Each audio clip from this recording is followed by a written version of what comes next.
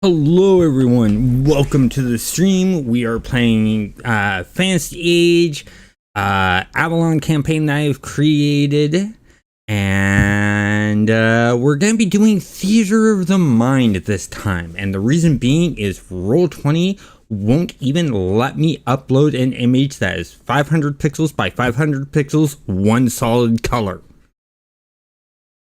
So I cannot upload any maps. It's a little bit of a problem. A little bit, but it allows us to explore a bit differently. And I have images set up to have up on the screen to sort of help out with environments for areas that we are not actually in. And I can pull up environments that look nice. So first off, I want to go ahead and say hi to Nanya, who is in chat and waved. And next off, I want to see how you guys have been doing for the last couple weeks. Since we didn't have a session last week, let's go ahead and start off with Mac.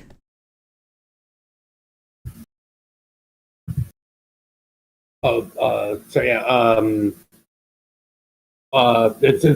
been fine. Basically, it's still just looking for work, and girlfriend's got a friend coming into town tonight, so I'm gonna have a hard stop at 8 o'clock because that's about the time that the friend's supposed to show up. Okay, that's totally fine. We can definitely accommodate to that. And then let's go with Ro. Last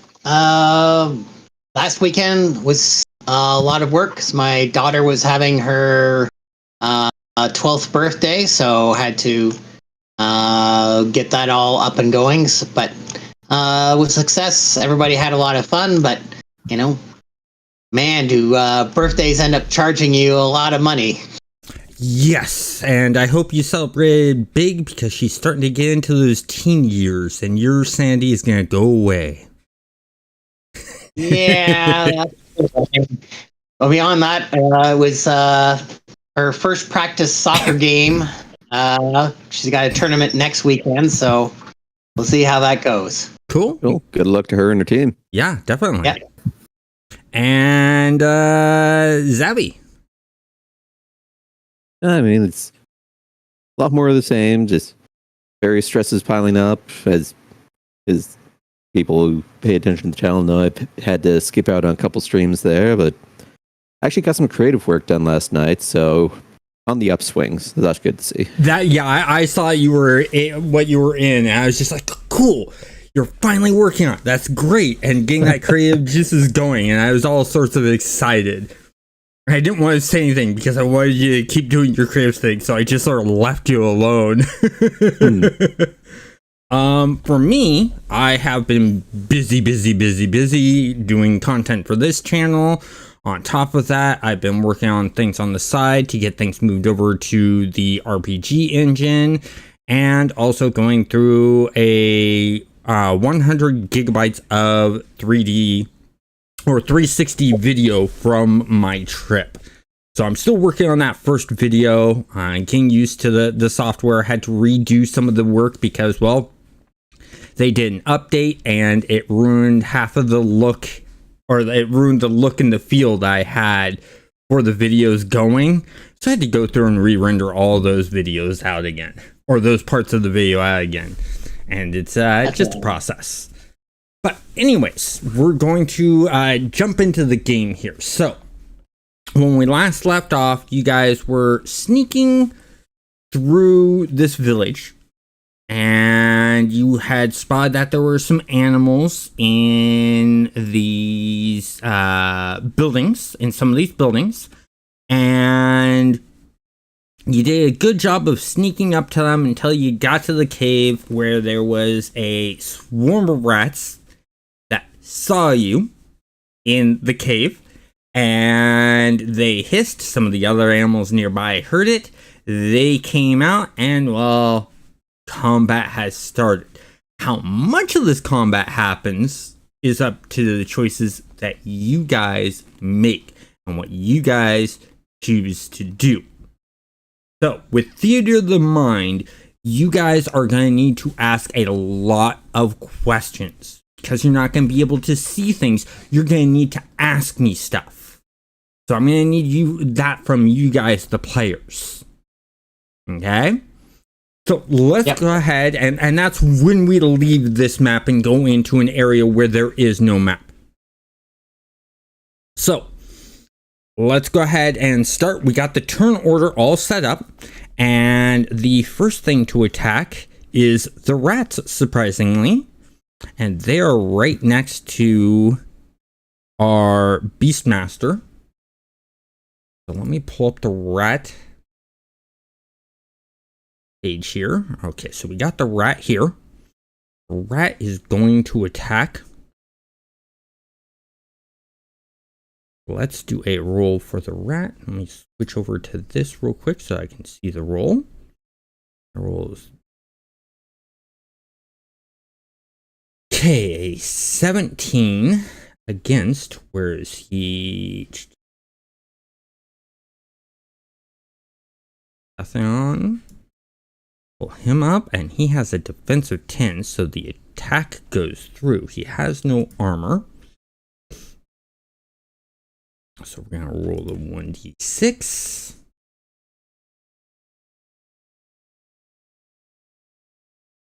Oh, I'm rolling back. No, this is rats. Okay, good. So we got that in. And so that is 4 damage to Ethion. There was a rest, so this is going to go to 24. Should have been full, but we're going to drop this down to 20. Because you guys did do a full rest. So that's him. That's all done. I'm going to pop these out so I can move these around. There we go. That way you guys can see more of the screen. Okay, so the rat has done his turn. Next up is the what is it? That is the weasel. I'm gonna pull up the weasel, pop him out like so. Click there, and then let's go ahead and I was on the weasel. Go to the weasel, and the weasel. I'm gonna move this over here. The weasel is going to take 1 step right next to Jazia, and going to attack you. So let me bring back over the weasel. We're going to roll for the attack. What? Didn't put the attacks in for the weasel. Oh no! Oh hey, I guess it means it automatically misses, right? Yeah, no. Let me pull up the bestiary guide and pull up that information real quick. Yeah, it's worth a try. Yeah, you can try getting away with it, but it ain't happening, my friend. Okay, so let's see. We need rules, character sheets. There it is. That's the core. Quick sheet, bestiarity. This is what we need. So let me zoom in here. I'm going to close this. Let's see. If it's all the way at the bottom here.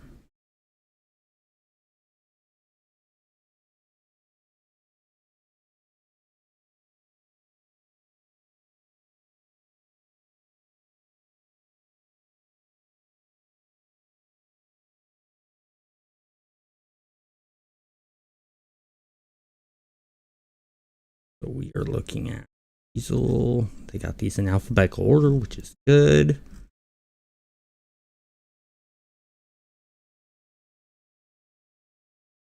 There's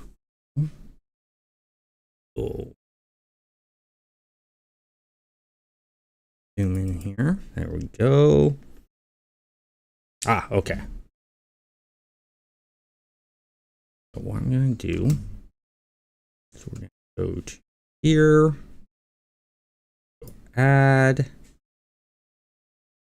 go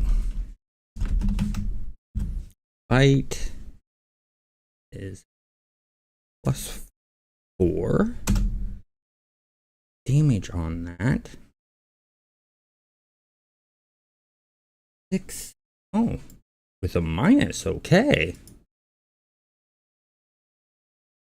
So 1d6 minus 2. Okay, it is in there. We got that in there. Nice this just in case we need it again. I'm going to do the roll for the weasel. 12. Does that beat your defense? Well, let me just take a look at that. Need to get you. Oh, of course, it was hiding. Okay, let's just read.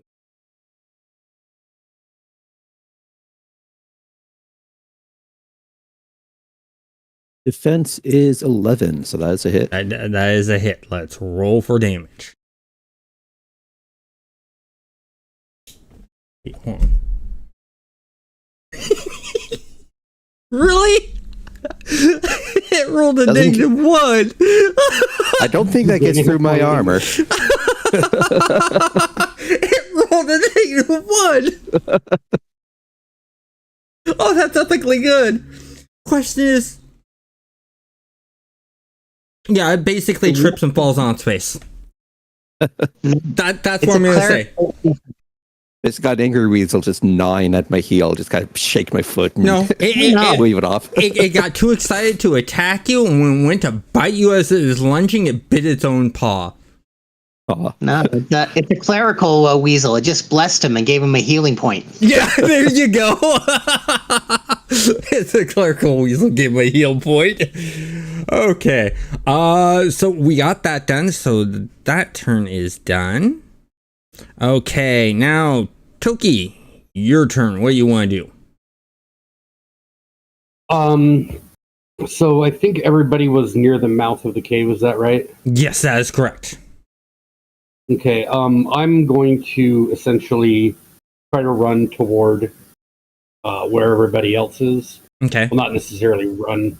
I can't remember exactly how far I was away from. You're not that far. Do you have the map up? Because I see you in roll 20. So yeah, you should be seeing the map.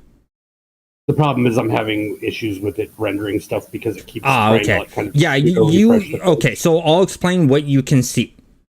Okay? Behind you, or to your right of your character icon, is a building. And in there, you can see what looks like bats.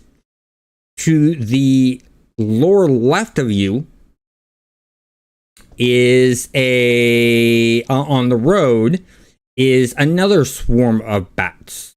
Then just lower left of that is the weasel that you saw attacking Jana. And then below Jana, just straight below Jana is Horde, the goblin. Then below him is the Beastmaster. To the below and to the left is the swarm of rats, and then way over to the left of the Beastmaster is where you can see what was it? Billy. Okay, I'm just gonna head over toward them, and I'm gonna do an arcane blast at the. Okay, do you want to move or? Because it's about Yes, 1, 2, 3, 4. About 4 movements away from you is the swarm of bats. That are to the left. If you were to head towards the group. Fine, I'm still gonna target the weasel. Okay, so you still want to aim at the weasel.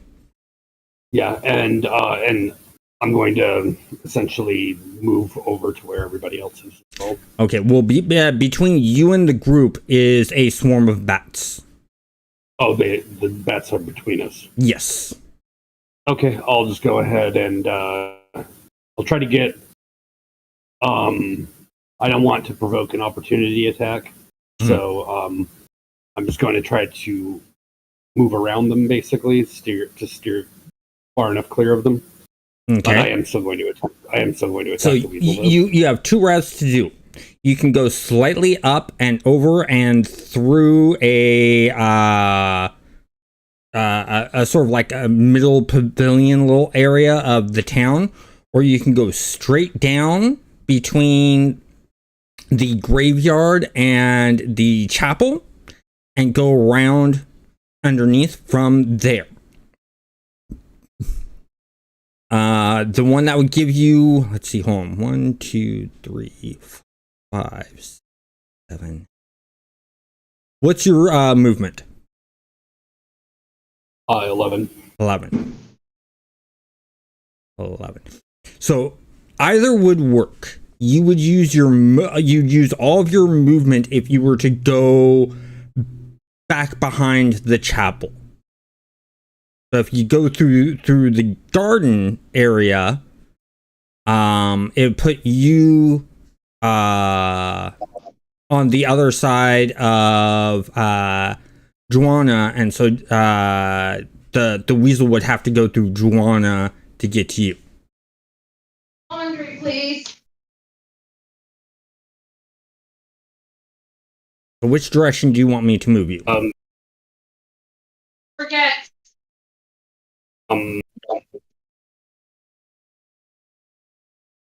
Yeah, let's do it with keeping. Well, the thing is, I want to be able to. I don't want to have to shoot through Jonna. Okay, so you want to be south of the chapel then? That would put you in direct course where you'd easily be able to hit the weasel without being between the weasel being between you and Joanna. Okay, let's do that then. Okay, so I will move your character there. So I've moved your character there. Do you need me to do the rolls for you, or are you able to do the rolls? No, I'm able to do the rolls. It's just not rendering the map. It's bringing up the character sheet. Not a problem. 17 with 2. Glad to see I'm not the only one having technical difficulties with Roll20. There's a couple I got a 17. Okay, yeah, I got a 17 with 2 stunt points. What do you want to use those stunt points on? I'm just going to do Mighty Blow to do an extra 1d6. Okay. So let me check out the weasel's defense. Oh yeah, you got through its defense. Okay. So there's for my base damage, and then there's for my Mighty Blow. Oh, hell. You had to roll one, didn't you?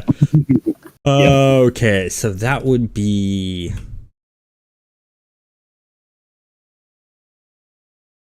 The weasel squeals in agony and pain and is now glaring at you. You pissed it off royally. Okay, so that means it is Billy, your turn. All right. Since I'm over on the left, I'm going to move towards the entrance to the cave and give myself, and I have a movement of 15, so I have plenty to do this.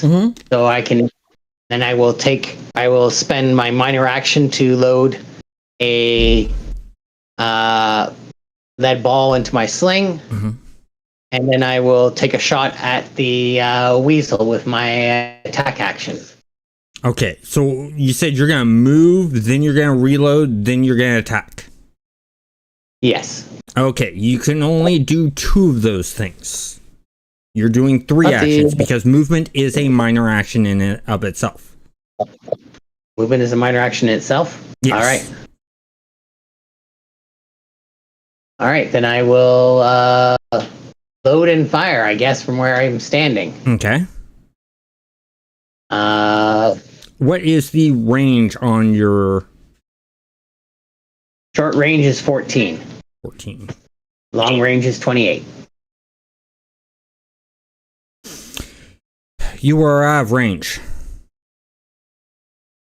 It's 35 feet. What? In order from you to the weasel is 35 feet. Aren't ranges in squares and not yard? Oh, hold on. Missile weapon Yards. ranges. Okay, yeah, no, missile weapon ranges are given in yards. thing, and that's 35 feet, so that's 12 yards. Oh, okay. Yeah, never mind. Sorry. My bad. Too much unit conversion. Yeah. All right. So yeah, you're good to go. Go ahead and roll your attack. All right.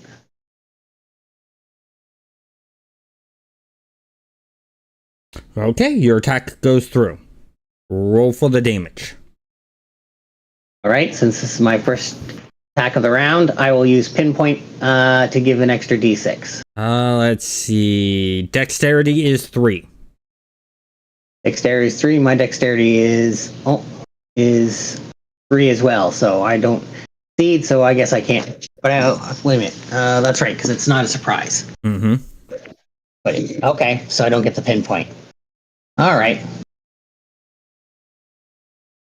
So roll the damage.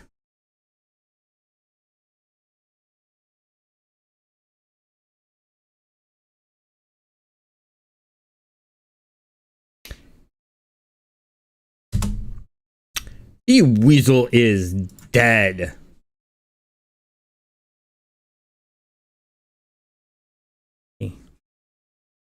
Here. This. Here. John is just kind of dancing around with all this here because we got Spellfire coming in from the one side. We got a rock coming in from the other. We got the weasel itself that was trying to attack her.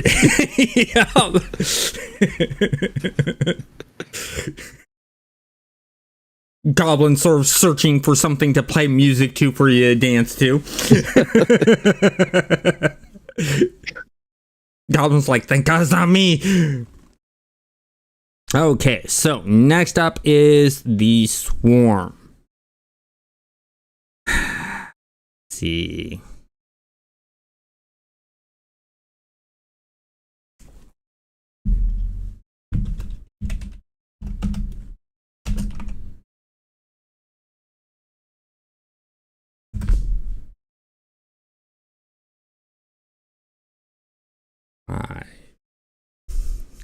Poor Jedzia. Or, you know what? I rolled a dice to see who it would go after, and basically took the turn orders and CAD that, and it was basically, if it was 1 or 2, it would go after Toki. If it was a 2 or 3, it would go after Billy. If it was a 5 or 6, it'd go after Joanna, and it rolled a 5. Sorry. I'm sure it did. I'm sure it had nothing to do with me taking that root beer. And you said I could have it, but I see how it is. Hey. It could be all because of the what is it? The not the root beer, the RPG engine incident.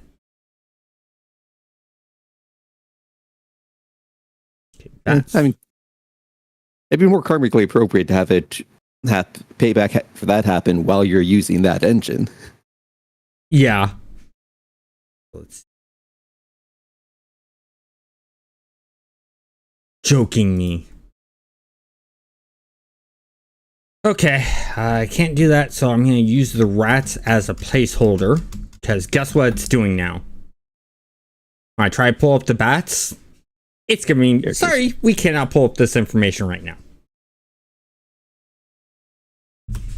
So I am going to use the swarm attack from the bats, considering it is the same for the rats, because it is the same for the bats. Because I don't want in this. Actually, let me double check that real quick. Let me pull up the book. Make sure I get things correct. That's right higher.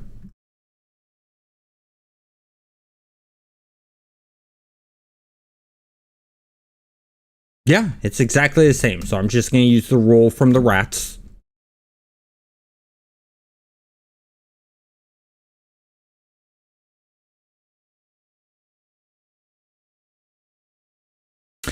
18. Yeah, that beats defense. 5 damage is what you take. And 3 armor, so I'm only down 2. Yep, that works. Okay. So that is done. Joanna, is your turn. Alright, so let's see what we got to do here. So we've got this swarm here, we've got everyone else here. Did we actually have initiative rolls for our 2 NPCs? Oh, no, we didn't. Well, let me do... Okay, I got him here. I'm going to do his initiative roll. Okay, we've got the one guy who's actually good at clearing swarms. Oh, I It's forgot right to next to him. select him. Him there. Let me roll that again.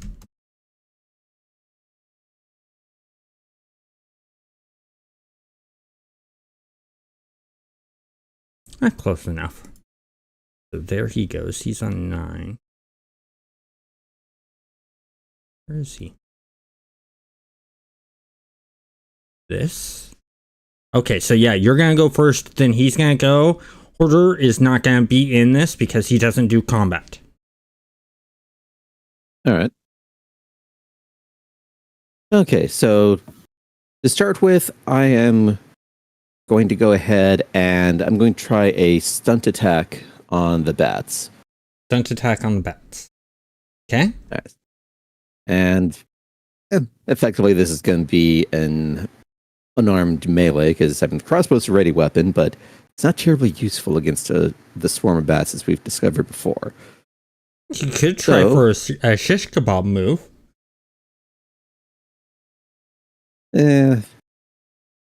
Let's just see what I get here. Hey, you got stun points. Yeah, but it's 7 even hit. Let's look here. Guessing Defensive probably 13. not. Yeah, no. So, was going to try and she's generally flailing over at them to try and get them to dash away, but apparently they just don't care. Yep. But at least with the flailing, assuming that their willpower is less than 4, it'll at least give her a little extra defense against this swarm. Let's see. Their Right, willpower is 0. I was going to say, if their willpower is anything above a 1, I'm going to be wondering.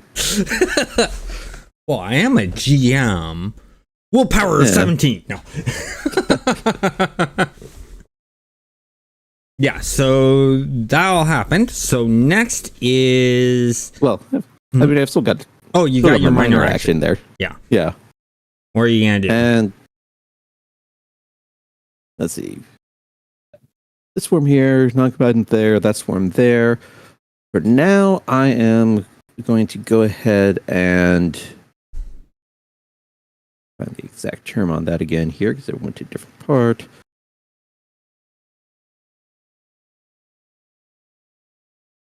As I know there's one of the combat minor actions to gain some extra defense as well. I just remembered the term off the top of my I head. think it's guard. And I will...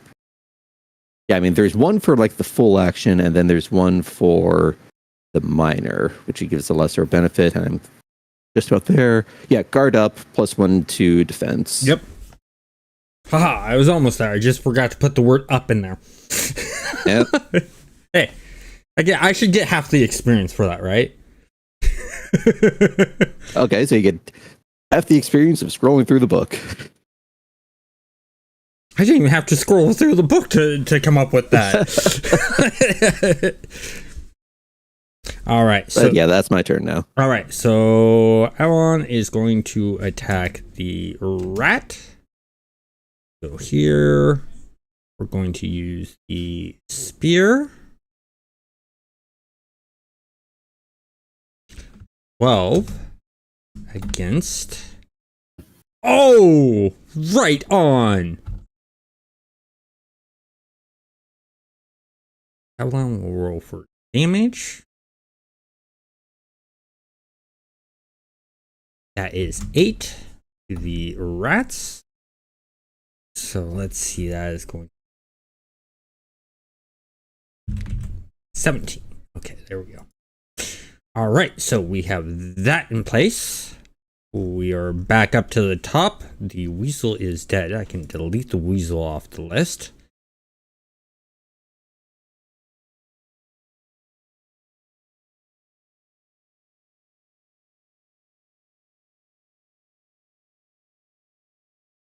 Okay.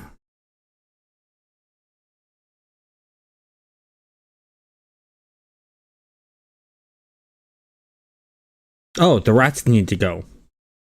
So the rats are going to attack back on Valon. Rats roll their attack. 18 against his 10. That goes through.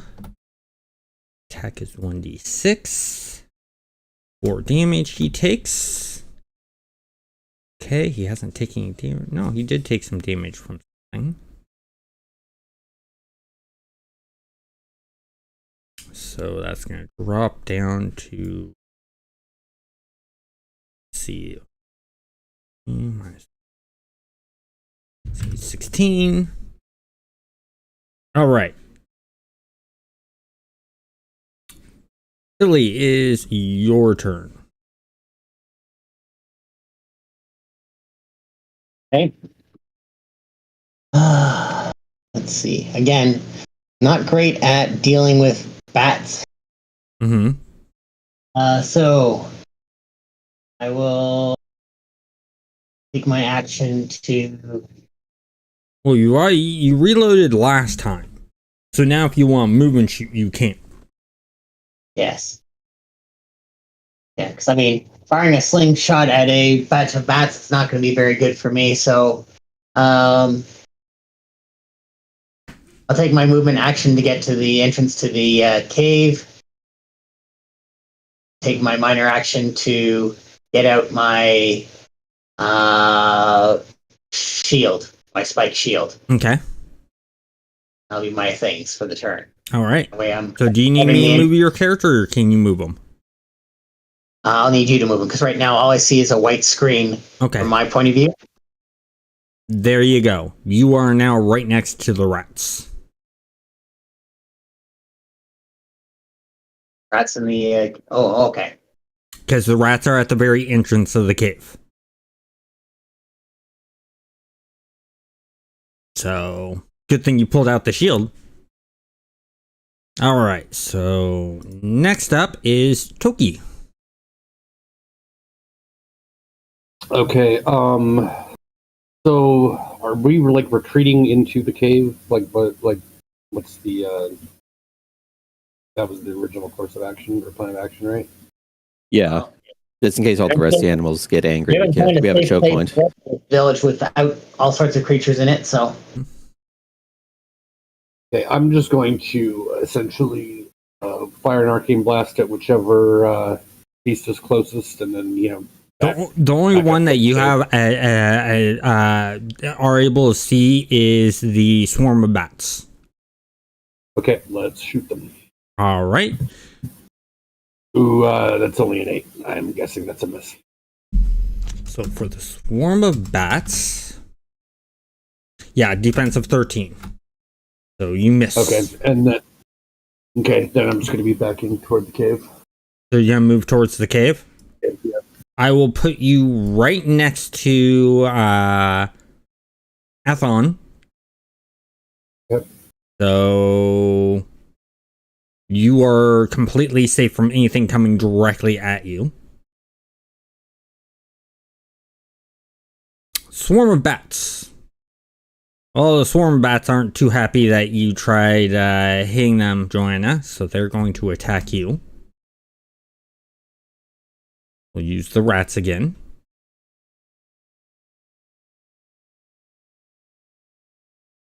$18. Well, that beats the 14 I got for Ursusome.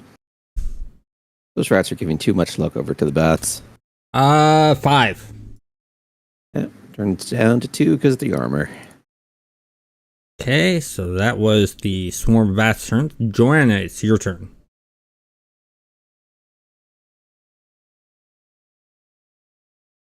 All right, so Jana's obviously getting kind of nipped and surrounded, and the scene probably looks almost a bit horror movie-ish on there, though at least the damage isn't bad, but it's starting to pile up, and it's painful. But all her focus is going over in the direction of the bat swarm, so she kind of just shouts over her shoulder between kind of owls and yelps of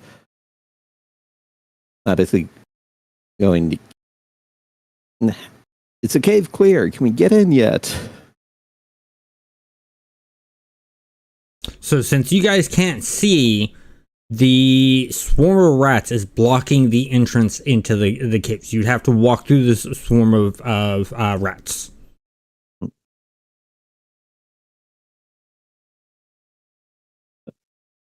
Okay, so let's assume Athen said something about that. Yeah. Yeah. Okay, so not really.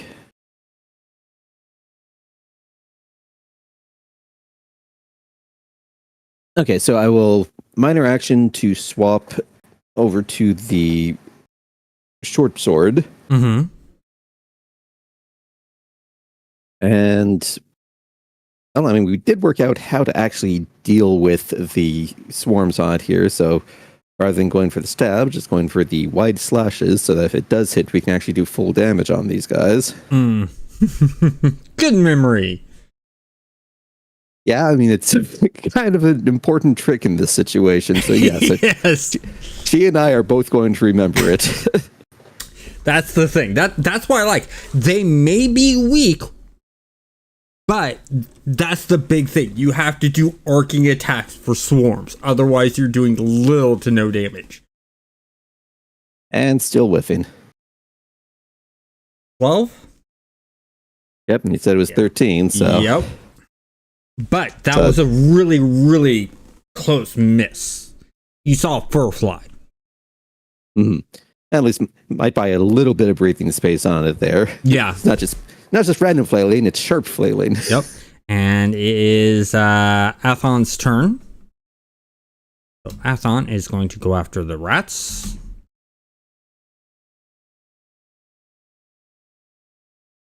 Oh! Oh, sure. He gets a nice hit along with good stunts. Yeah. Mighty blow. Do the one that's the plus 2d6.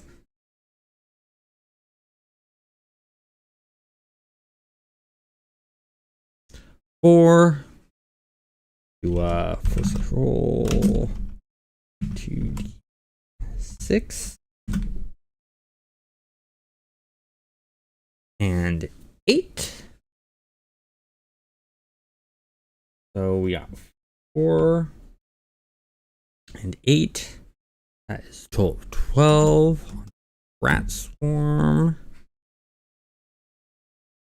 Yeah, the rats are pissed. Okay, now on to the rats. The rats are backing away. Attack of opportunity by 2 people. Billy, do you want to do an attack of opportunity for them moving away? I have my spike buckler available, so yes, I'll take a swipe with the swipe. Okay. Roll the attack. Right. Let's see if you hit.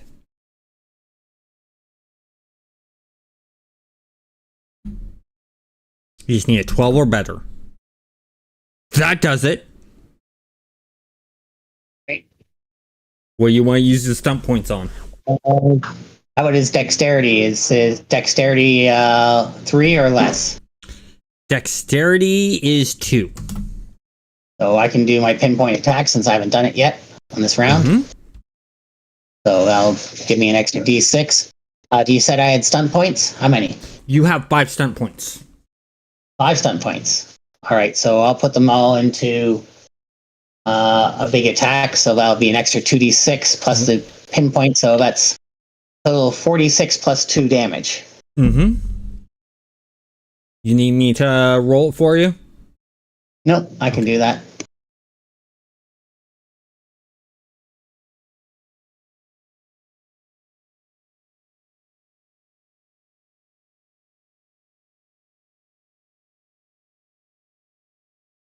Yep, the rat's freaking dead.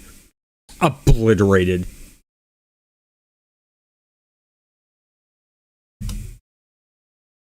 You just see right, you swipe your buckler and just bash into him, and you just see dead bodies of rats fly everywhere.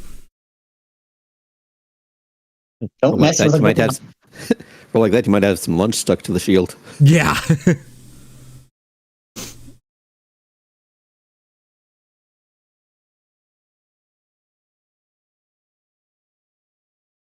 Okay, Billy. It is your attack. All right. By the way, this is a whole entire brand new round. All right, so we still have the bats, but the way open to the tunnel is there. Mm-hmm.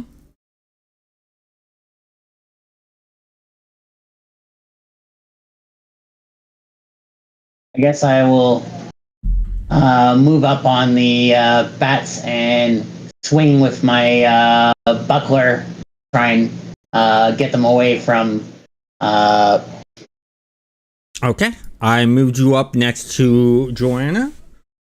Go ahead and swing that buckler. You need a 13 or better. That will do it. Roll the damage. Right. And the bats, their dexterity is. Looking right now, dexterity of 3. So I can't do a pinpoint attack, so I'll just have to do regular damage. Mm-hmm. And nothing for stun points or anything like that, so. 5 damage. And they have how much health? Okay.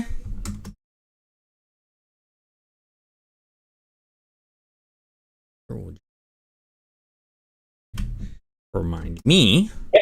Hey. So that is your turn. Toki, it is your turn. My turn. Yep. Okay. You said the rats got obliterated. The rats are all gone. Okay. Am I able to see any other enemies? You have the swarm of bats that Billy and Joanna are fighting. Okay, I'll take a shot at them and continue to retreat into the cave. Okay, so you want to shoot and then move into the cave? Yep. Okay, roll for attack. Gotta get above 13. Oh, miss. Okay, you missed. Oh man, if you had 2 more points, you would have had a lot of stunt points to play with there. Okay, and how far into the cave do you want to be? I mean, I want to keep the bats in sight. So Okay, so you want to be just at the entrance. Sure. Okay, so I moved you to the entrance. Okay, it's the bat turn. The bats turn their aggression onto you, Billy. They are not happy that you smack them with the shield. They don't like that. So they're going to attack you. 13. Does that beat your defense?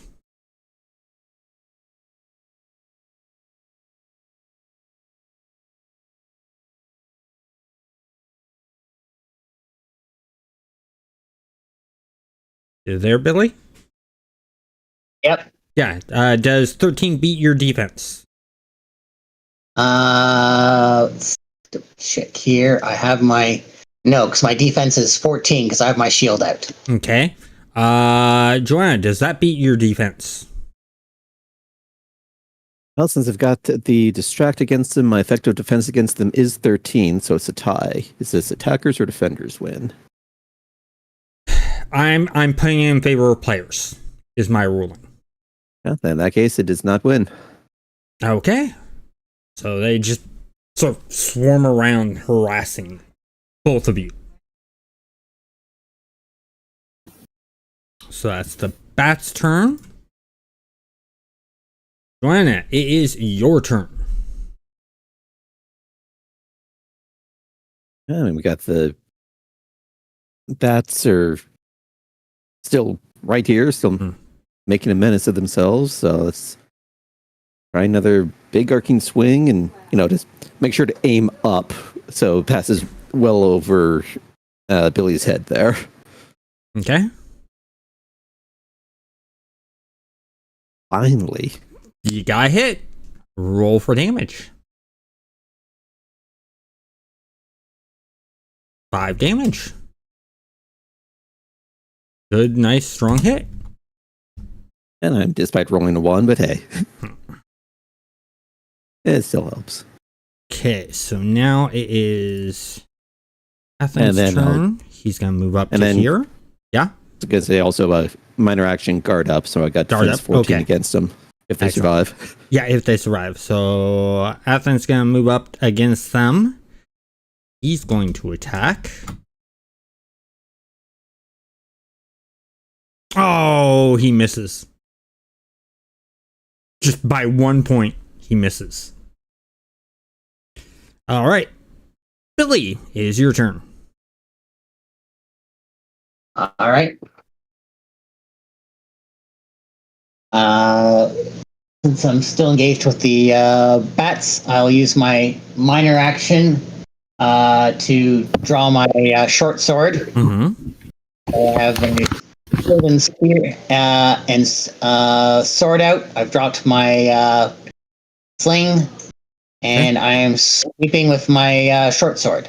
Okay, go ahead and roll for the attack.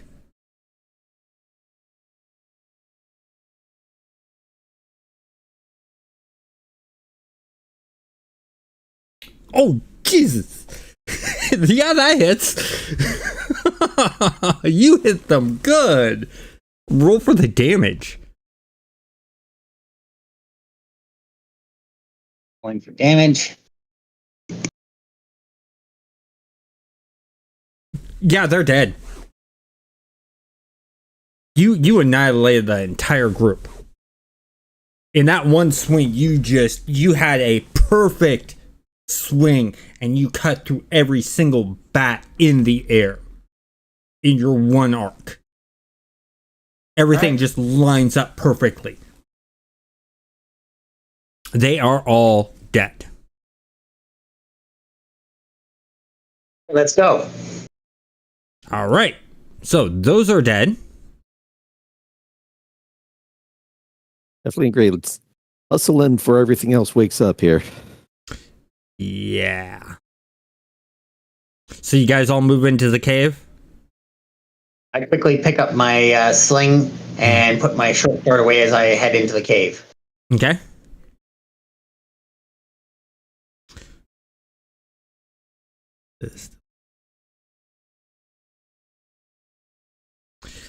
All right, so I've cleared out the turn order. You guys are all in the cave. I am going to keep up this map. So if combat happens, we can use the turn order and do rolls from there. Okay? So that's the main thing I'm doing. So you've all moved into the cave. And as you move into the cave, Should we sort ourselves out into who's going first, second, and all that? Whether yes, we wanna because it is a very narrow cave. Who wants to take lead? I have scouting skills of some sort, and I can track a bit, so I can probably do pretty good at going first and seeing where things are in the cave. Who's got the highest defense? Mine's a 12. With my shield out, I have a 14. Yep. What's your defense, Jonah? Default 11. If I can see it coming, I can bump it up to 13. Okay. I think Billy's you your wanna- best. Yep. Yeah, I'm just wondering who should take up the rear, basically. And either one of us could probably do that in that case. Well, actually, I would say, let me look at Athens, the Athens. other good melee Athens fighter at we've 10. got. So, oh, well, no, not him then. Yeah. Well, you're ranged, so I'll pull up the rear then. Okay. Okay. And then so Athen, Horde, and you, do you want to be closer to the front or in the middle or closer to the back, Choki? I'll just be right behind Billy. Okay, so I'm going to order things here.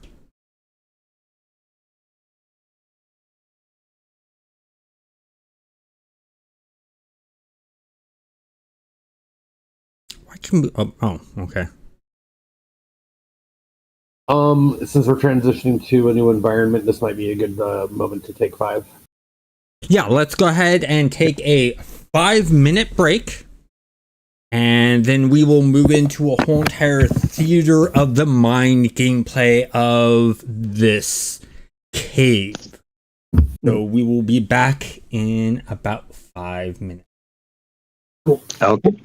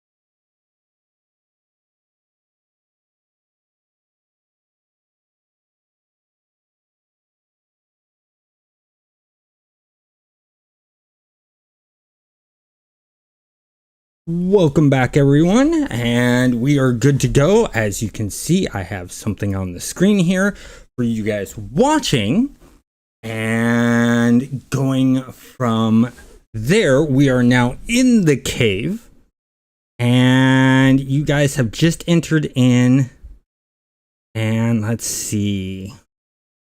So file and rank. Billy, you're in front. Do you have dark vision at all? One.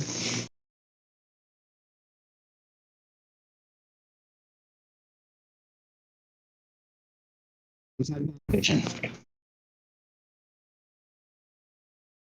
Actually, do any of you have dark vision? I do.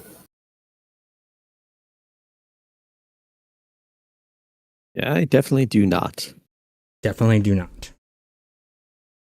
Do you have a torch? No, apparently we forgot to stock up on stuff when leaving the town the second time. So you're gonna have a hard time seeing. Little bit. My I see you bumping into whoever's in front of you every time they stop. Well, I mean, according to the icon, the NPC goblin's got a little lantern on a stick hanging from his backpack. Maybe we can light that up. Yeah. Okay, and Ro, did you say if you had dark vision or not? Yeah, goblins have dark vision. Goblins have dark vision. Okay, so with the dark vision, you guys are entering in, and what you are seeing, Billy, is basically a long, narrow cave tunnel. And you're seeing a bit of light for some reason poking out in front, just in front of you, to the right. Oh, first of all, my focus is on tracking, because I want to see who's been going in and out of this cave area, and see if I can find, there's a whole bunch of town people that I'm hoping that they're somewhere in this cave, so I'm hoping that the tracks will lead us that direction. Okay, so I want you to go ahead and do a roll for tracking. All right, and I can roll this twice if I need to. Okay. So I'll let you know with the first roll if you succeed or not. Yeah. Yeah, you succeeded. All right. So you are seeing a bunch of tracks. You are seeing a bunch of small humanoid footprints, and they look like goblin type footprints. But on top of that, you are seeing a bunch of animal footprints. Hey, You know, I take it the animal footprints are kind of the stuff that we've seen before: bears, weasels, yes. wolves, Yes. that kind of stuff. But you are seeing one set of footprints that are standing out from the rest. They are bigger footprints than all the others. They are human-sized footprints. Okay. And they are very heavily ingrained. Heavier than the size of the footprint suggests. So we had previously seen a human that we think was eaten or consumed, or the rats had gone into. So would this be that person? You would need to examine those prints more. So Okay. Do a perception seeing, or do another tracking roll. All right. Tracking again. Okay, what do you want to spend those 4 stunt points on? All right. So this would be under exploration.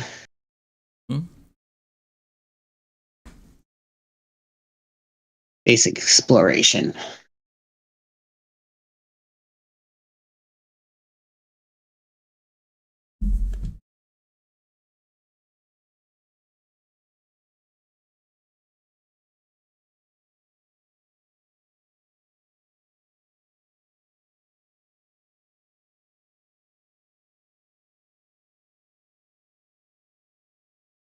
Take task all, you can muddle or bluff your way through, insight, compensate.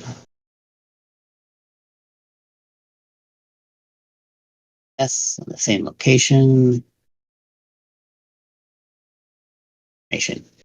All right. I will go with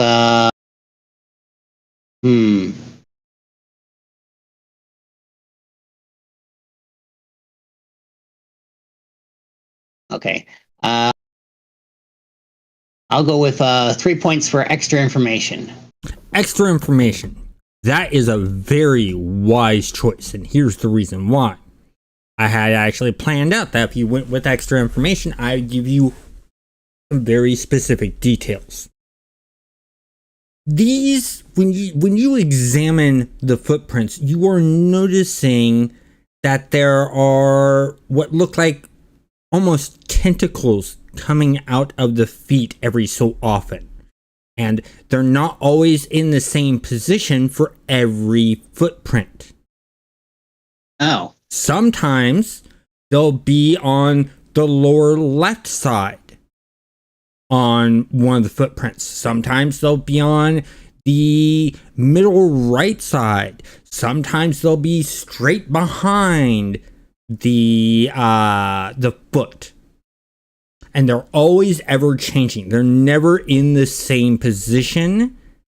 And it's like something, the foot's hitting and then they're sort of, it's a very light imprint of what looks like tentacles. All right. But great. The tentacles look familiar to you, like you've seen them before of something resting. But you can't quite tell what. You just know that during this whole entire escapade of tracking stuff, you've seen something like that, but from something else. But you don't know what. All right. I will point out these details to the other people, and I'll spend my last skill point to assist Joanna in navigating through the cave here. Smart idea. So, now that you know about the tracks, what do you guys want to do? We can either try and track the human, or we can track where the goblins have gone. This human is probably the source of the problem with the creatures, or is somewhere caught up in this. So, tentacle horror creature, I'm not so sure we want to deal with, but might have to. I mean, are we seeing branching pathways in this cave, or? Yeah, you can't tell right now. You just entered into the cave. The distance that you can see doesn't tell you of any branching. The only thing that you guys are seeing is a little bit of light coming out from the right, a little bit deeper into the cave. And hopefully the goblin prints lead over towards where that light is, and the villagers are our first priority here. So we need to check up on them, I'd say. All right. Okay, so what are you guys going to do? Go further into the cave. If there's no branching pathway and there's just one way to go, let's go that way. Yeah, I mean, it's forward or back, so yeah. Forward. Move forward. Okay. Shield and sword out, and I will follow where the townsfolk prints seem to be going. Okay. Their location. So you guys are just gonna sideways-ish, and you're just gonna continue walking through The cave. Following wherever the goblins have gone, according to their footprints, yes. Okay. So, Now, as you guys continue walking by, you pass where that light's from. And you guys continue on. It's the only thing that she can see. Say John is at least going to take a look at it as they're going past. See if there's Okay, so what you're actually seeing is you are seeing a silhouette of a statue with light coming from behind it. But the light is so bright you can't tell how you can't seem to actually roll me a perception scene, Joanna.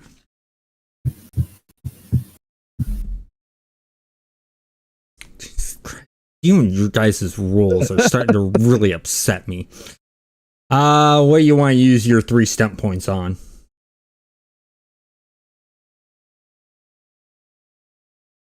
let's see here.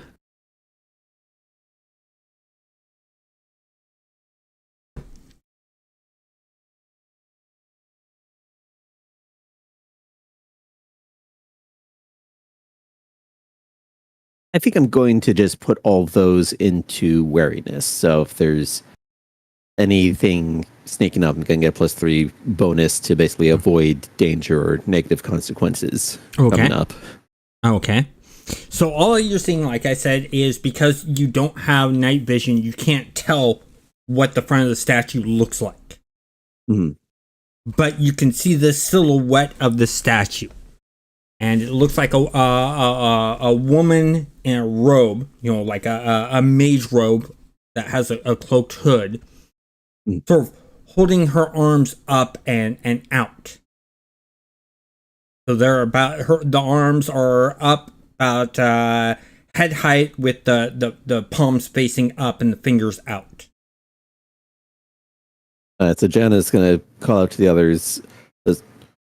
Hold up, we've got some light. Might be able to help with it. It's over here. I'm going to see if it's something we can grab. And then, thus notified, head over to the statue and take a look around it. Okay, so you're going to examine the statue. Well, look around to see where the light's coming from. You said it was behind. Yeah, you really can't tell because of the light and the darkness. Your eyes can't tell how far back the light is or anything like that. All it does is it makes that statue show up, the silhouette of the statue show up. You know that the light is not directly behind the statue because it's showing the whole entire statue, including the pedestal that the statue is on.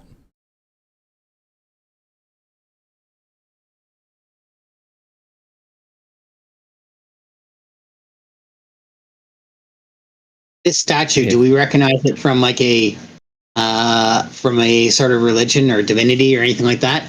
Do a intelligence religion check for me.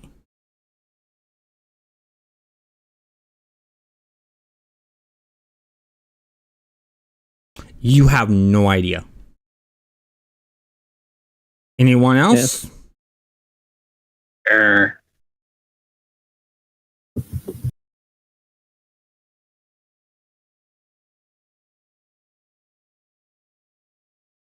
You also, Billy, have no idea. That's a... I should have spent time in school. Yeah.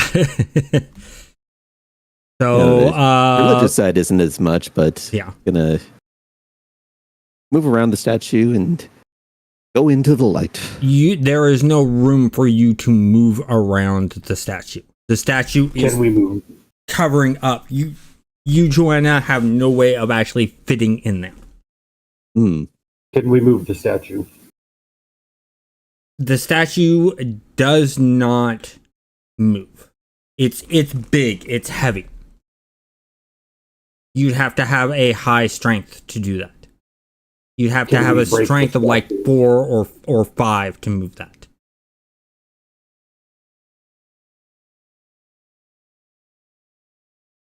And nobody has any kind of like pickaxe or tool that would help us to destroy it. I mean, I've got a hammer and chisel, but that might take a while, and we've got other priorities here. Like, okay, if there was a torch behind it, okay, yeah, just grab that, but Based on kinda- this description, I can't tell if there's a passage behind. Well, Joanna's the only one that's really looking at it. You two haven't fully examined it at all. You guys haven't Okay, sure. fully looked at it yet, so I haven't given you guys information based on what you guys want. Okay, I just got a 12 on a perception roll. 12 on perception roll. Okay, because you have dark vision, you have an easier time of seeing this statue. And as I mentioned to Joanna, is a woman in a robe. You can see the flow and creases of the robe. You can see that there is an ornate design on the pedestal that they're sitting, that's standing on. With You say ornate. Is that like some sort of writing or something? Or it looks like some. It could be some kind of writing. Again, I'm not the scholar here, so but I can. Would it being a language would be under communications? It would be under intelligence, because it would be a knowledge of a language. Okay. Well, I'll point out the funky letters to the people here, hoping that somebody's a little bit. Toki did the roll. Oh, you both rolled, right? No, Toki did the roll. So this is information that Toki has. Okay. So whoever does the roll gets the information. Okay, am I able to read the writing? Do an intelligence language. Okay, so 2 things real quick. I did get 5 stunt points. Oh, you So, did? Yes. yeah. So I'm gonna what spend do you one on want to extra use those stunt points on? 3 on extra information and 2 on insight, which should give me a +1 bonus to the whatever knowledge check I make to see if I can read it. Okay, so you see that ornate thing there, and basically it sort of looks like a placard on the circular pedestal that this statue is sitting on. And on this placard, it's a very ornate placard. It's not just a rectangular placard. It has 4 jewels on them. And each jewel is a different color. And then on the placard itself, it has some writing. And the color of the stones, one's red, one's blue, one's green, one's yellow. So can I attempt to read the writing? Yes, go ahead and do a knowledge language. So intelligence, knowledge, language. Okay. And I get a +1 on this from my previous. Yeah, you have no problem understanding this whatsoever. And you get the stunt points for it. Okay. What do you want to use the stunt points for? I'll do extra information again. And Extra information. So, the placard literally says, what lights up the world? Like it's asking a question? Yes. It literally says, what lights up the world? And then you notice down below in smaller, finer printing, it says, choose the stone. And you said that it was what? Red, blue, green, and yellow? Mm-hmm. All right, so I'm going to just touch the yellow stone. the statue slides backwards, revealing a big room, cavernous room in there. And in there, you guys are actually seeing, because the light's so bright, it's hard to see, you are seeing some crates and chests in there, along with some torches along the walls of this big cavernous room. Is there any sign of recent passage? Like Nothing. Okay. This room is old, dusty. It has, some cobwebs and stuff like that. You are seeing some scratching on the walls and stuff like that. Like people were trying to get around and into there, but couldn't. Okay. And from torches on the walls, I'm presuming these are unlit. No, these were actually what was lighting into the tunnelway.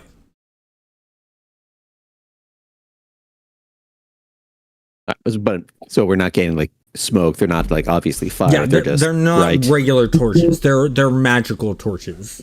So there's no actual smoke coming out from them. So, Joanna, this would be a good place for you to get a torch if you need one. Take one off the wall. Yeah, I'm agreeing with that. Okay. And we may want some spares as well. Yeah. So yeah, let's go. And yes, treasure. Yes, loot. But most importantly, let's shed some light on the situation here. Yeah. Oh, by the way, because you guys just did 2 encounters, we need to give XP for those encounters. So 2 encounters? yeah, you had the encounters with the attack that you guys succeeded with. That's 1 encounter. Then you had this encounter with the statue and figuring out the riddle and getting into this secret room that I just created for you guys. Okay, so I didn't realize by encounter you meant anything other than like combat. So yeah, Basically, encounters each can scene be is effectively- social. It's basically any interactive scene, whether it's an exploration, a social, or combat. All of those are encounters. okay. So every time you guys successfully do one, you guys are going to get experience. So, for the combat, each of you get 50 experience. It was simple, it was easy, you guys had no problem with it. That's the reason why the 50 experience. However, for solving the puzzle, finding the hidden treasure area, you guys are getting another 250 experience because you guys worked together. So you're each getting that experience.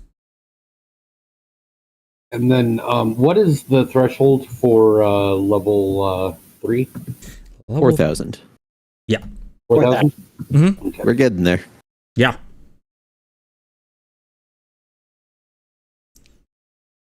So we got that done. I'm glad you guys found this room.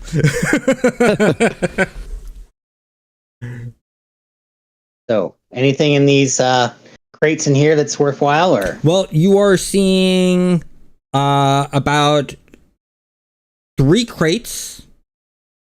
You are seeing a couple of small, what look like very basic chests. We're talking, a commoner's type chest.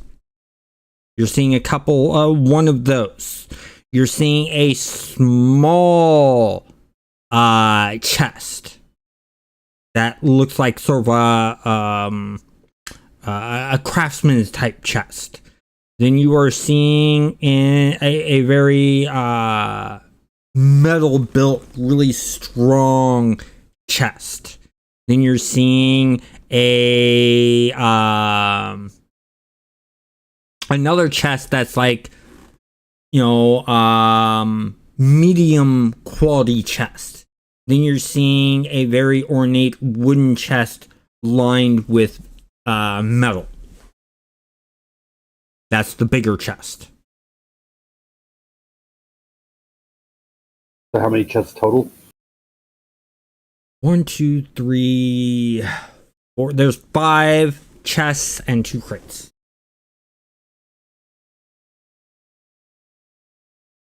All right, let's. Are the chests locked? You have to check each one.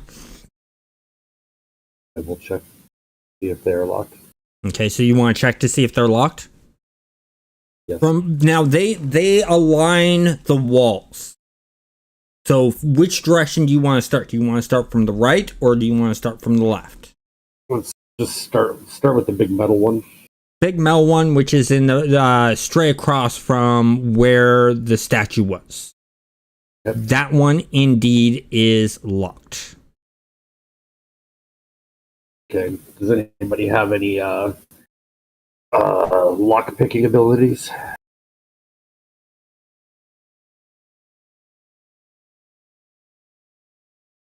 Oh, not picking so much. We might be able to get around a bit later. Though it'll take some time, so we may need to come back for that approach here. Because hammer and chisel can get through a decent amount. They'll just take time and create noise.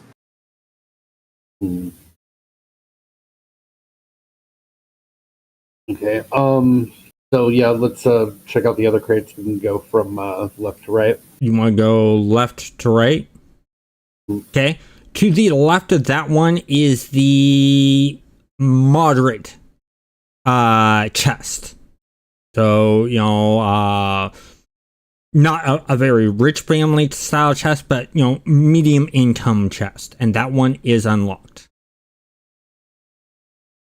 Okay, I'm going to stand back and raise the lid with my quarterstaff.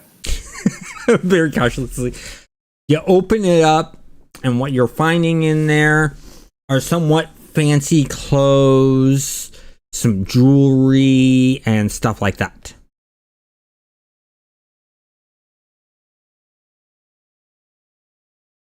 Okay, we can go ahead and divvy that stuff up afterwards, or once we're done checking everything else. Let's go for the next chest. Okay, the next chest to the left of that, this is the big wooden one with the metal bindings holding it all together. Mm-hmm. And this one is locked. Someone did a roll. That is still making a note there. Oh, okay.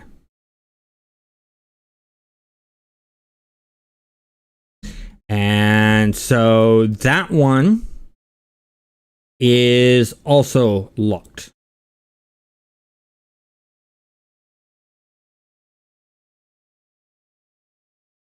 Okay, and is there one more?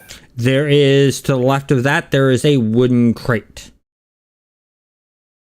Okay, let's just open that up. Open up the wooden crate. You're seeing a bunch of preserved foods in that crate. Okay, and then on to the next one.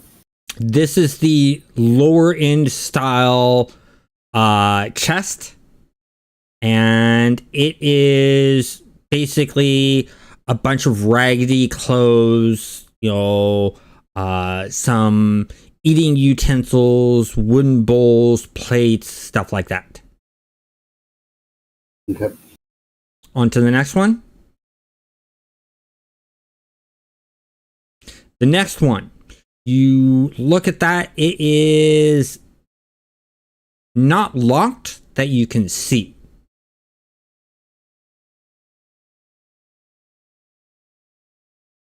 And that's also a chest then?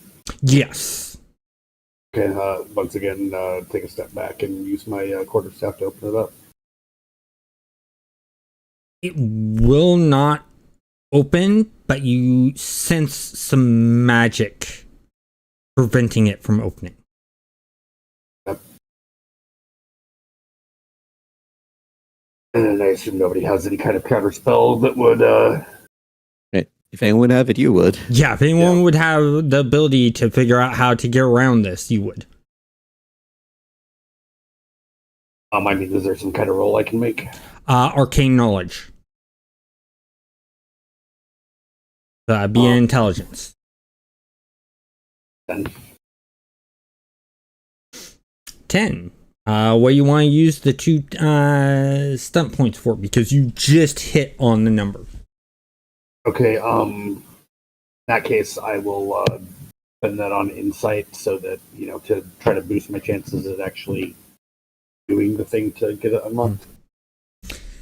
Okay, you sense basically that there's a magic ward in there, and that there's some kind of procedure in opening this chest correctly. Okay. Can I examine the chest to see if there is any Okay, if there's do any, perception like scene. writing or 9. Yeah, you basically you see a latch holding it closed, and that's about it that you can figure out. A what holding it closed? A little latch, like a hook latch. Mm-hmm. But Holding I can't it move closed. the latch. Okay, so you pull open the latch. Mm-hmm. Okay, as you open up the latch, you are then thrown back. It just knocks you on your butt. You don't take any damage from it, but you're knocked back. And you're a bit blinded right now because it gave only you a flash of light. Okay. The others, you see it sprawl open. And when it sprawls open, you are seeing a bunch of different things. You're seeing some bones dangling. You're seeing some potions, a wand, and things like that.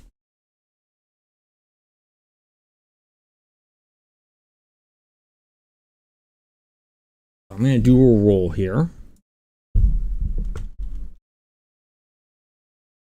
So what John is doing during all this is, I've got pencil, paper in the bag. Mm-hmm. She's kind of going into archaeologist mode. She's basically making like little sketches of the chest, sketches of what's inside the ones that open on it there. It's kind of visual notes. So one of the sheets is dedicated towards rubbing on the plaque of the statue. Okay. So, Just kind of documenting all this because hey, it's cool. Yeah. So, Toki, for about 2 minutes, you are blind. You cannot see a thing. Everything is just pure white. Okay. So, what do you guys want to do at this point? At least hear the thump from the landing there, and it's like, hey, are you okay? I can't see anything. Give me a moment. My eyes need to adjust to whatever the hell just happened. Is there any sign of keys in the room, like hanging on a wall somewhere? No. So, all right, I have lock picks. I'm not great at this, but I can give it a go on any of these lock chests. Okay. Which of these chests do you want to try first? You said there was a big lock chest, right? There's a big wooden locked chest, and then there's a smaller metal locked chest. I'll start with the bigger wooden locked chest. Okay. I want you to go ahead and roll dexterity lockpicking.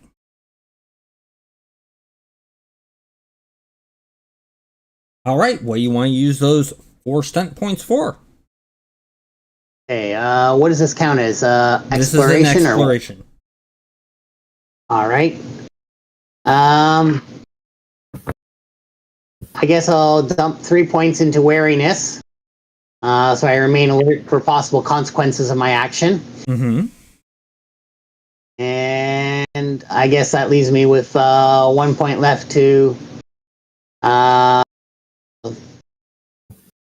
which would be for assist, but I don't have anybody to assist in this situation, so I guess I'll just spend those 3 points on wariness. So you spend those 3 points on wariness. Plus, So as you're going through this, your wariness helps you out and lets you know when you're going the wrong way, when you're going the right way, so that you don't break your lockpicks. And you are able to unlock the chest. Okay. Okay? So the chest is now unlocked. What do you want to do? I guess I will step off to the side of the chest Mm-hmm. and use the tip of my short sword to try and open the chest, see what comes out. Okay, so you open up the chest, and in this chest is a bunch of silver and gold plated, or silver and gold dining ware. You know, plates, bowls, silverware and stuff like that. On top of that is some really extravagant, expensive clothing, along with some high-end jewelry.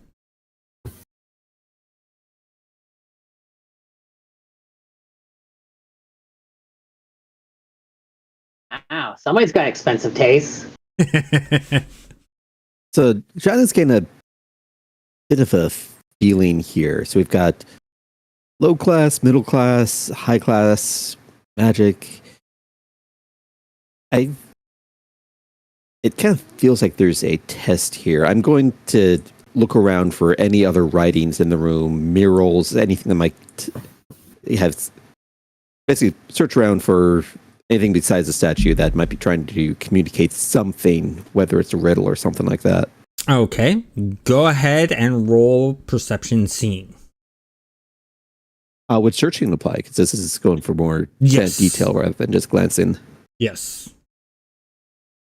Aha! Damn, bastard. I believe I will go for extra information along with 1 point in wariness. God damn you guys. All right, so right above where the metal chest is, you are seeing some carvings of words.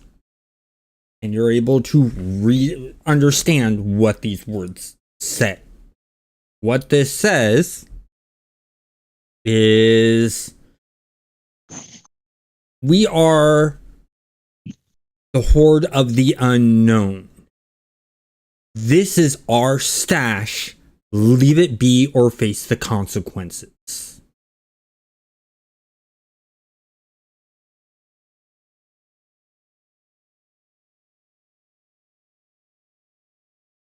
I can't hear you if you're saying something. So, Oh, there we go. read that out loud so the others can hear it on here and take a look over at where Toki's recovering from the blindness. And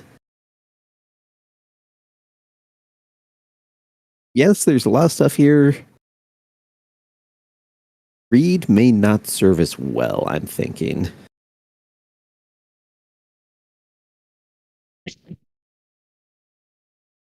I'm still What? taking notes and sketches of the stuff inside, but I would recommend we don't touch the contents. But it's gold and jewels. I could feed my village, my brothers, with this. We have a village we're already concerned with at the moment here, and clearly there's more going on than Did you see any mechanisms for moving that? We're dealing with at least a couple of different sources of magic and all this here, and well, our mage is already a bit blind. He's just sort of seen the light, hasn't he? So, do we have? Are there? There's still one or two chests that have not been overlocked. There's one that has not been unlocked. And it's the metal one. Want to give that a crack, Billy? But Joanna says I'm not supposed to be touching the stuff here. What if I see really good stuff there and I really want it? I mean, we've already opened these other things. I mean, Opening is, well, I mean, a little bit of risk, apparently. I'd say, So let's go with look but don't touch for these boxes. At least for now. So a little peril is good. I mean, you can't have an adventure without a little peril, but needless peril is just silly. Okay. Small amounts of peril are fine. I got it. All right. I'll see what I can do on this.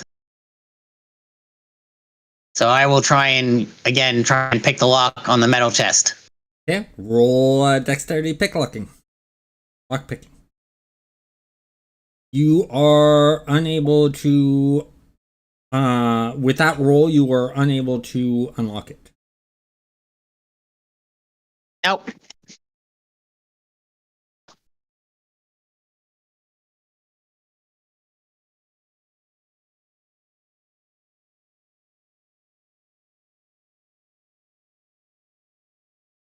So, what do you guys want to do now? Anyone got acid? You could burn the hinges off or something. Crowbar, you could pry the lock and the lid off, maybe. I mean, assuming we can move the statue back, we can always, now that we've got this evidence here, just hold up the papers I've taken with notes and the sketches and stuff. We might actually be able to get a proper expedition to come back, proper tools, get all this going through. And yes, less money directly, since we'll have to go over to the academy, but Well, there is this will one other definitely help out the prestige. Now, I'm just thinking here, we're dealing with somebody really bad that is like technically bad horror, right? Yeah, it's Am I right? So I was thinking that if we're dealing with somebody really bad, they're the kind of person that would look at this treasure if it was laying out, and they would want to, of course, take it for their own, right? yeah, I'm wondering about the wand and the potions. That could be used against us. No, but I mean, if you leave this stuff out where they can see it or whatever else, they're going to come here, they're going to take it, they're going to leave this room, and then they're going to trigger whatever dangerous disturbing of the bad things happening. So we get the walking rat person to take the curse upon him. And if bad things happen or he dies or whatever gets weakened, we profit. I mean, on the other hand, it's like, yeah, sure, there's a warning, but you would think that, whatever I got blasted in the face with would have, melted my face off if they were capable of something that was that much more, I don't know. I just feel like they, the whatever magic trap I got caught up in would have been more severe if, if they really have that kind of power, having a little warning there seems like you either give the warning saying like, hey, you'll face the consequences, or you do, a stronger trap if you're capable. I don't know. That's just how my brain's working. Is that like if that trap wasn't so bad, then it's making me doubt that the consequences are all that terrible either. Oh, so you don't think there's that bad of consequences that are going to happen here? I think that I think that they might want to hunt us down or something. I don't think that there's necessarily a curse involved.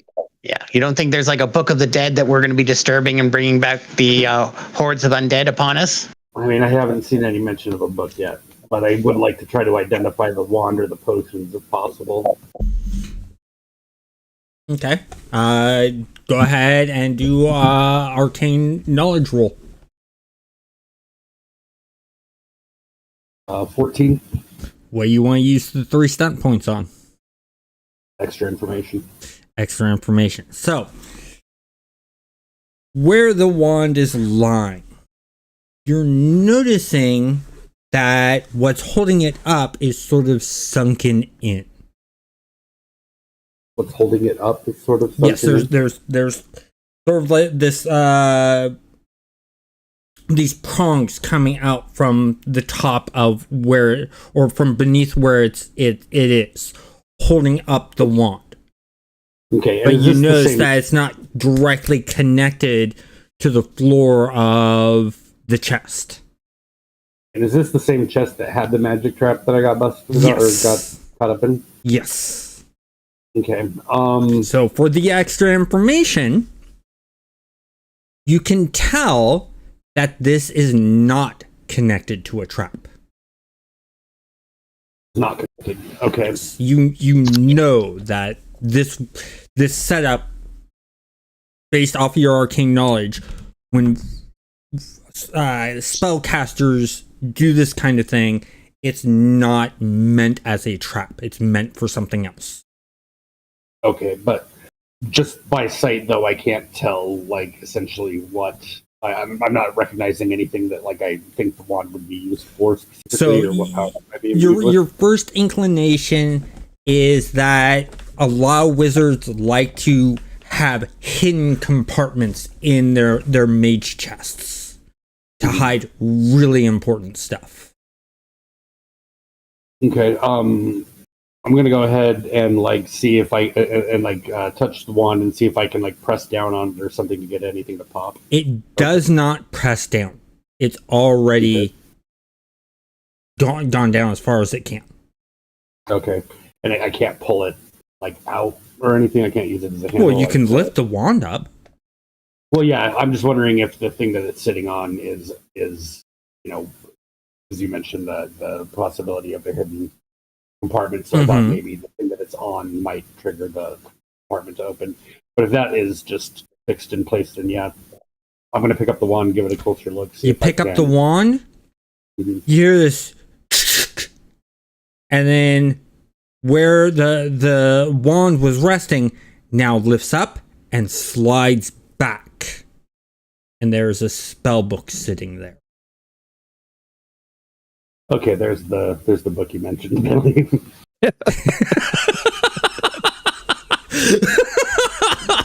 Is it made of human flesh? No. Already know goblin flesh or other sentient beings' flesh. We've got a lot of possibilities in this setting. No. Turkish leather. It's just, Okay. it's regular leather that you can tell. Okay. You Can I need try to to, do another check on the spell book to get any more information out of it. You just can tell from a glance that's a spell book. First of all, I'm going to try to identify a potion. See if I can get information about one of the potions. Okay. How many So potions are there? there is a total of 6 potions. I'm going to make an intelligence roll to identify one of them or more of them. And I don't know if you want to do like a whole bunch of different rolls, but Okay, so they 19 are on one side. There's 3 on top and 3 on bottom in a shelving system when this opened up. Mhm. Which of those do you check? just the top and to the left. Very top left one? Mhm. Okay. What do you want to use the stunt points for? Extra information. Extra information. That potion that you see there is a potion of defense. So you know that anyone who drinks this will get a very decent increase in their defense. Okay. Let's try the one sitting next to it. We want a separate roll. Yes, please. 12. That one. You know that it is some kind of potion for social situations, but beyond that, you have no idea. Um, 13 with 3 stun points, which I will spend on extra information again. Extra information? Possible. That one is a minor healing potion.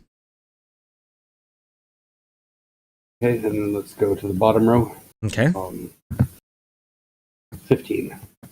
15. That potion will make you lighter in weight. Okay, and the next one. 15 with 5 stun points. Which again I'll spend on extra information. This one will basically, you pour this on something and it will turn whatever you pour it on into gold. But then how is the container itself not made of gold? Anyway. Joking. Yeah, that's actually an old like riddle. Yeah. But never mind. Yeah. Let's see. And then the last one. 15. Wow, well, I'm getting decent rolls on. Yeah. You guys quit rolling so nicely. Don't worry, next combat, everyone's going to be whiffing, including the bad guys. Yeah, it's gonna be all ones, and the bats are, all the creatures are gonna be rolling really high. So that last one you see is a moderate heal potion. Okay. And then I'll go ahead and have a look at the book. All right. And that's where my luck runs out. Yep. You know it's a spell book. Okay. That's it. Okay. So I have 5 minutes until the hard stop. Yeah, so let's end it here because we pretty much explored this entire room. Okay. I'm checking if the torches come loose. Yeah. I want to give each of you another 100 points. Actually, no. Correction. You were able to open almost all of the chests. There's one that you haven't opened yet. So let's make it actually 150 points each. 3450. So there we go. That session is done. What did you guys think about doing the Theater of the Mind way? So far. Well, I think it's fine. It's a matter of how well will it hold up with during a combat scenario. That remains to be seen. I have played in games that use Theater of the Mind, using combat and stuff, and it works. It works fairly well. Again, it's just a matter of knowing where enemies are in relation to each other for like the purposes of area of effect stuff. Is the main skill I would have, but I don't have any area of effect spells, so it doesn't really matter. Yeah. I mean, I do have like the stuff where it's like I can, if someone dies, then I can, get HP or MP back basically, and so whether or not they're close enough to me to be able to benefit from that is, just things like that are the only things to keep in mind. Yeah, I thought it was fine. What's the that other system that you were the 3D one? Oh, that's the RPG engine. Yeah, what's the what do you think the ETA on being able to use that is? I'm probably I'm splitting my time between working on that and getting the videos from my trip done and edited out. So I'm thinking probably at most a month away. Okay. So the rest of the time, probably by the time my campaign ends, it'll be, by the time this part of the campaign ends, and we move on to the next part, the second part of the campaign, I'll be ready to go. So because my basic plan is that once you guys, I have this tiered setup campaign, and so once you guys get to a certain spot in the campaign, then I'm gonna hand things over to Zabby, and they'll run their game, and we'll do sort of the round robin. So by the time it comes back down to me, everything will be fully set for the RPG engine. Okay. Because with how quick you guys moved through this, and we'll probably be moving, since we've gotten really used to the Fantasy Age system, it'll be moving a lot smoother. So is there anything else that we need to take care of tonight? Because again, I gotta bounce. Nope, we are all done. You can go ahead and leave. All right, cool. Have a good night, and we'll see you next Friday, right? Yep. Have a good week, everybody. Yep. Later. Take care. Yeah. So, what did you guys think of the whole entire Theater of the Mind stuff? I mean, the exploration is definitely more kind of a narrative focus anyway. So, it would be nice to have some more visuals over on our side rather than just whoever's watching over on here. But I can understand if you've got some stuff that they might be able to see that would give away a bit too much over on our end of things. Yeah, what I'm showing is the whole entire map that I've designed. So it's not just like a kind of a flavor image on here. It's the actual exploration It's map. the actual exploration map that I designed to have in Roll20. Okay, so no reviewing the VOD. Yes. There are no tokens, so you don't know where the enemies are. So all you would we took get the same is level flavor. design classes. What? We took the same level design classes. Yeah, but you don't know how I was what I was thinking about when I built this. I was, well, if I do this, this will probably kill everyone. So let's do that a couple times.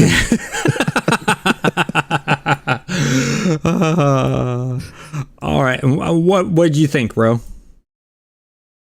I'm fine with the Theater of the Mind. I grew up on that style. I mean, Yeah. using miniatures or much less using things like active computer things is a brand new stuff to me. So, yeah. So I'd say Zabby, start working your stuff out on what system you're going to be, what virtual tabletop system you're going to be using. And things like that, because probably in about a month or so is when we're going to go for yours. And I mean, I was going to put a reply back over on the forum, but I guess it's just over on Here Works too. So for the characters you two have talked to me about, I will say that on the concept level, I'm not seeing any problems. We can definitely go ahead with them. Just remember, what I'm most concerned with in my run is less about what they can do and more about who they are. So that, so remember to flesh that out rather than just here's their abilities, here's their stuff, because that's what it's been looking like the focus is on.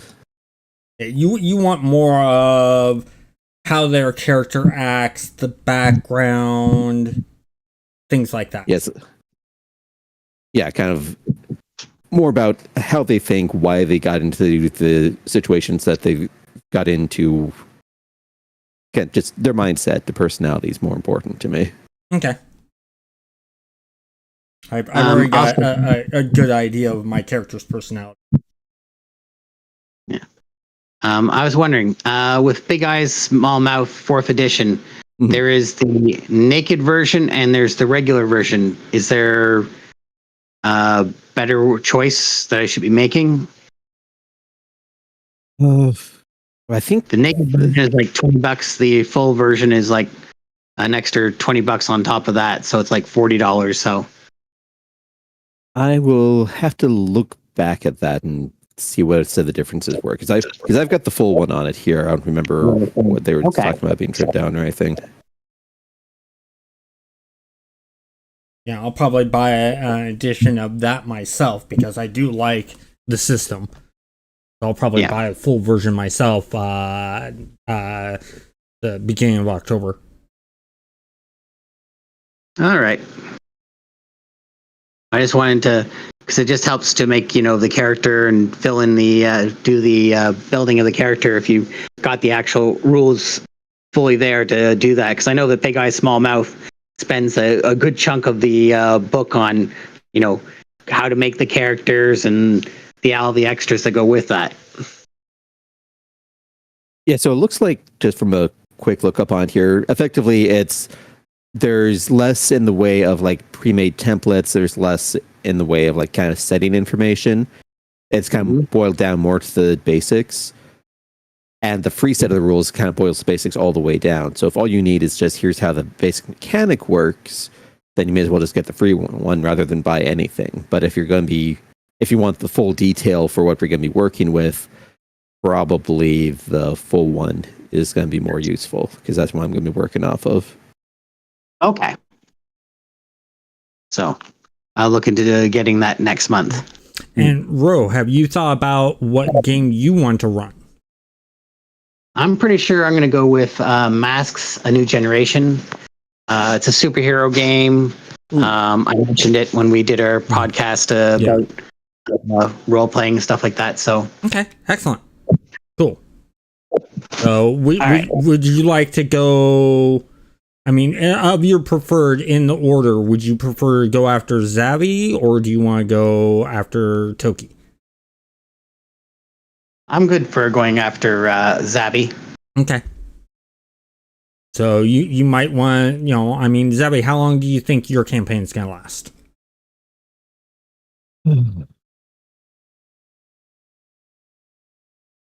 I've got a start point. I've got a possible endpoint in mind. A couple of kind of the major things. It's just kind of how much stuff we fit in between A and G in there. Okay, so I, just in safety row, I would start working out your idea for your campaign, getting things set up. Okay, will do. So, all right, everyone, I want to thank you guys all for watching. Next Friday, we will continue exploring the cave that they are in, and you guys all have a good night. Night, everyone. You too. Night.